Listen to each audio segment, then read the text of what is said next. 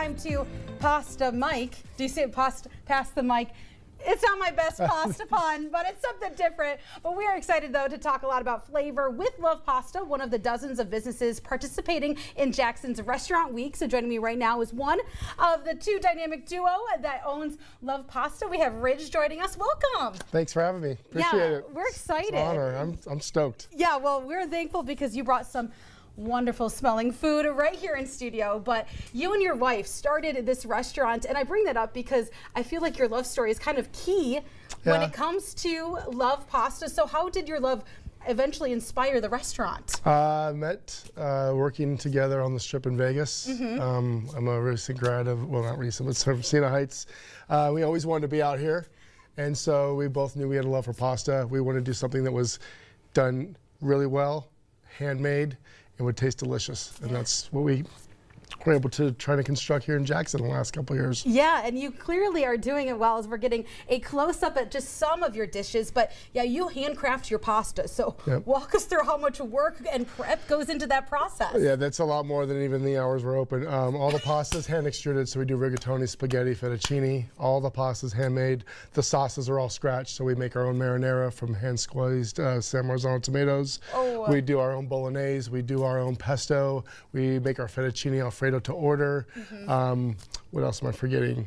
Yeah, that's pretty much it. So there's hours. That I'm sure hours that you that people don't see of you guys. I'm sure the blood, sweat, and tears in the kitchen making all of this, but clearly so worth it. I have to ask though, which is harder, doing like the pasta or making the sauces, the trial and error and all of that? I think the sauces. Really? It's a lot of tasting. The pasta we have an extruder, so it's flour and water, but it helps mass produce what we do. But the sauces, just to get to that right amount of whether it's pine nuts for the pesto or salt you add to the marinara, the type of meat you use for the bolognese, those are the tough ones. All right, well, clearly you've mastered it as we're taking a look at some of the other things that are on your menu, but how did you kind of create the menu like yours for the Jackson area? I can't take credit. Okay.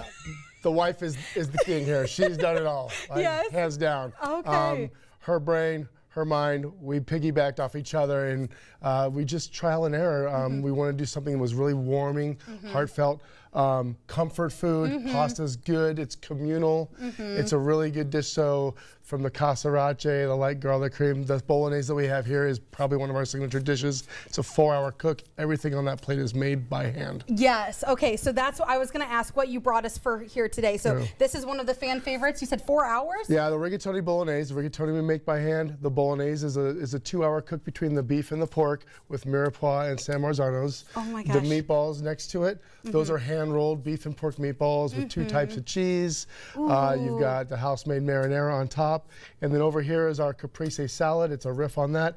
What you can't see on the bottom is the pesto that we make from scratch. We toast pine nuts. We do 2 types of cheese, fresh basil, olive oil, burrata cheese, which is a really nice soft mozz, balsamic reduction. Really, really nice dish. Okay, so I'm going to be a little selfish here, and I'm going to taste test one of these while you tell me, though, what it's like to be featured in the Jackson's Restaurant Week and how that kind of all works, because I got to try it after you talking.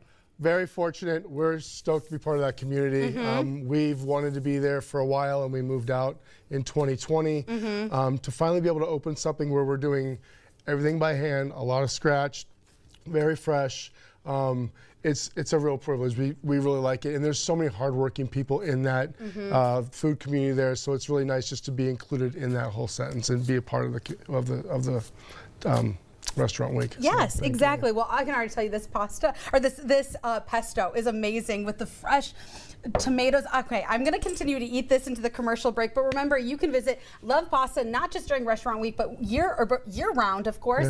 And then you have the punch card too. So every time you go to a restaurant, they will mark it so that you can, when you get a meal, and then you, of course, you can learn more about that online as well. But very, very exciting. Very, very proud of you guys.